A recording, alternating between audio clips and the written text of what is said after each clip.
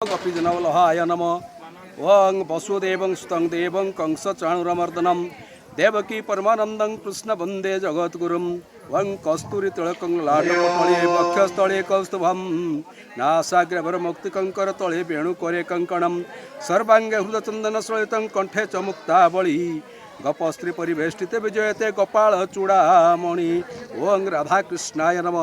वर्तमान आमर जो राधाकृष्ण मंदिर प्रतिष्ठा कार्यक्रम चली से विषय रे समस्त धारा बरणी आमर बड़ भाई ना आमर लक्ष्मीकांत त्रिपाठी कहे आसत।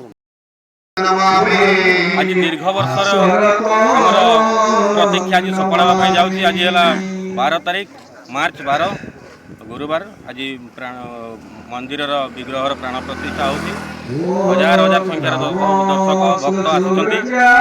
ये प्रोग्राम 2 दिन धरी चलो। आज आम प्रथम दिन गतकाली कार्यक्रम होता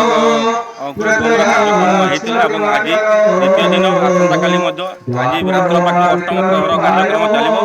आमर जो कमिटर समस्त सदस्य मैंने मिसिकी आम पंचायत आम ब्लॉक समस्त को आम निमंत्रण कर 2 दिन धरिक भोजन व्यवस्था कर समस्त आनंद लहरी खेली जाती।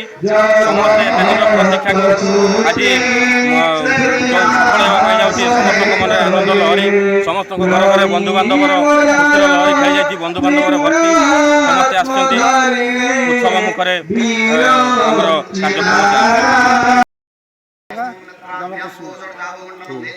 कार्यक्रम राधाकृष्ण मंदिर आज आम प्रतिष्ठा करूँ पूजा चली बहुत दिन काल मंदिर आम छोट छोट थिलु से माटी रे मंदिर बाहर सामना ये जो बारंडाटा से आमर गोल करके माटीर स्थापना बढ़िया गोटे बढ़िया दीप थिला छोट बड़ू देखी आसीनु खड़ मध्यम कुब्जी बजेकी आम गाँ को गाँ बुलूथुनु।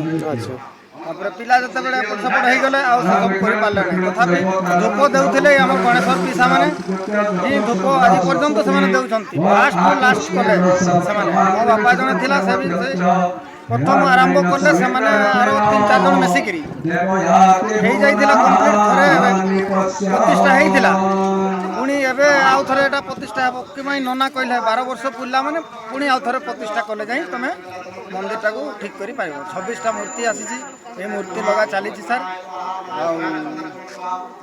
मैंने इना आमको बहुत खुशी लगुच से पिला भी एकता थे ना ये एगा बजेले ठीक नहीं हम आमर गोटे से अनुष्ठान थिला आरतड़ साई से आड़ को जाओ आड़ को जाओ नहीं बोली मैंने से सब कथा एकता चल आम विषय ठीक है। कुमार महांत घर सातकोटिया बर्तमान शिक्षकता करुँची बहुत खुशी लगुच। आम जो छोट बड़े थिलु तृतीय चतुर्थ श्रेणी पढ़ुलु भौणी जो अच्छे चतुर्थ पढ़ुले आम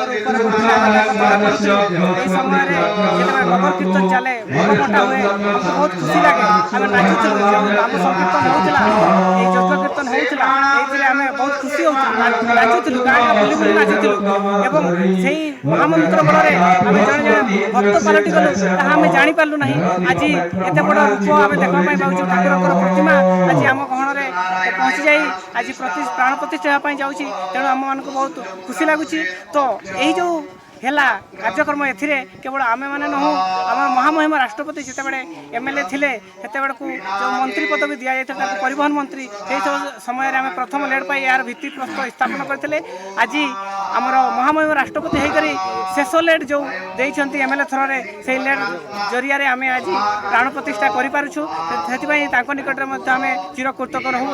एवं आमर जो सृष्टिकर्ता मैंने जो मैंने गठन करते कार्यक्रम को से आज जीवित अवस्था अच्छा किसी जन सरकार ये प्रार्थना कर सर्व खाई सफल रूप को देखिपारत एति कही।